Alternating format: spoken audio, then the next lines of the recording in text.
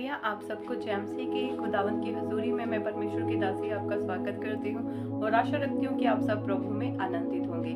और धन्यवाद उस परमेश्वर का जिसने हमें आज फिर मौका दिया कि मैं वचन में से आपके साथ कुछ बातें शेयर कर सकूं। जो वचन में मैंने सीखा मैं आपके साथ शेयर करना चाहती हूँ, जिसके द्वारा मैंने आशीष पाई, मैं चाहती हूँ कि आप भी पाएं। आज हम परमेश्वर के वचन में से पढ़ेंगे न्यायों की किताब, उसका 2 अध्याय, उसकी 21 आयत से मैं पढ़ रही हूँ। इस कारण जिन जातियों को यहोशू मरते समय छोड़ गया और उनमें से मैं अब किसी को उनके सामने से ना निकालूंगा, जिससे उनके द्वारा मैं इस्राएलियों की परीक्षा करूं। जैसे उनके पूर्वज मेरे मार्ग पर चलते थे वैसे ही ये भी चलेंगे कि नहीं। हालेलुया।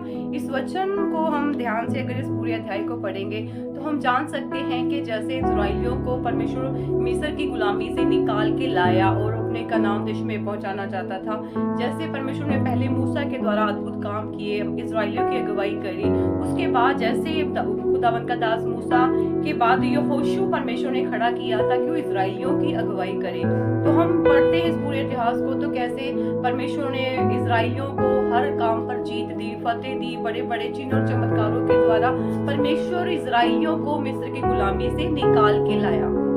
और बहुत सी जातियां, बहुत से राज्य, बहुत से देश जो उनके रास्ते में आए, वो सभी के ऊपर यहोवा उनको फतेह देता था। लेकिन जहां पर हमने एक वचन पढ़ा है, यहाँ पर लिखा है परमेश्वर ने कि यहोशू जब इस्राएलियों को लेके आ रहा है कनान की तरफ, मिस्र के निकाल के कनान की तरफ, बहुत सी अद्भुत चिन्ह चमत्कारों करते हुए, लेकिन यहाँ पर परमेश्वर का कलाम कहता है, यहोवा परमेश्वर साफ कह रहे हैं कि मैं कुछ जातियों को उनके बीच में रहने दूंगा ताकि जिससे मैं उनकी परीक्षा करूं।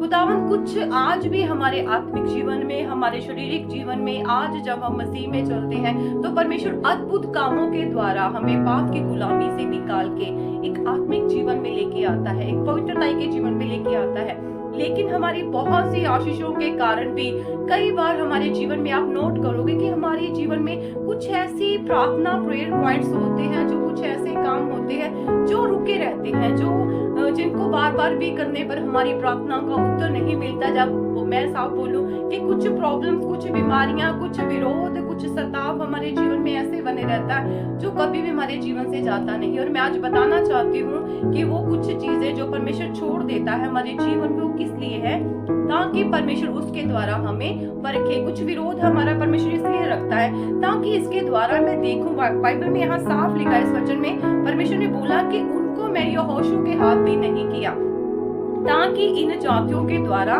मैं इस्राएलियों को परखूं कि जैसे इनके पूर्वज मेरे साथ चलते थे, क्या ये चलते हैं। अगर हम भी अपने पूर्वजों की तरह खराई सच्चाई से हर हालात में, हर परिस्थिति में, हर दुख और तक परेशानी में हम परमेश्वर इस्राएलियों की तरह परमेश्वर के साथ खड़े रहते हैं तो खुदावंद हमें निकालता है। लेकिन कुछ चीजें छोड़कर परमेश्वर हमें परखता है। यहाँ पर जब मैंने इस वचन को पढ़ा तो मैं हैरान हुई और परमेश्वर की आत्मा ने मुझे सिखाया कि ये जातियां परमेश्वर यहोवा ने साफ छोड़ दी थी कि इनके द्वारा अब मैं इनको परखूंगा।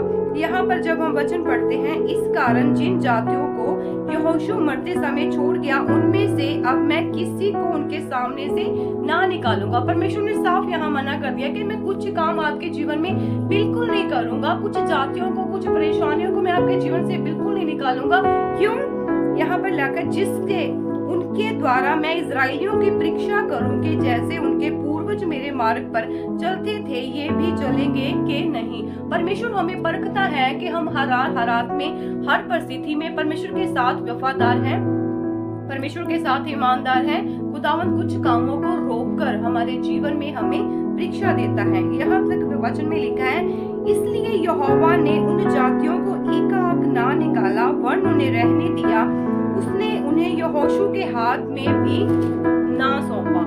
जो यहोशू बड़े बड़े चिन्ह और चमत्कारों के साथ, अद्भुत कामों के साथ उन्हें इस्राएलियों को जीत के ले आया, कनान देश में पहुंचा रहा है, परमेश्वर ने बोला इन जातियों को मैंने यहोशू के हाथ भी नहीं करा।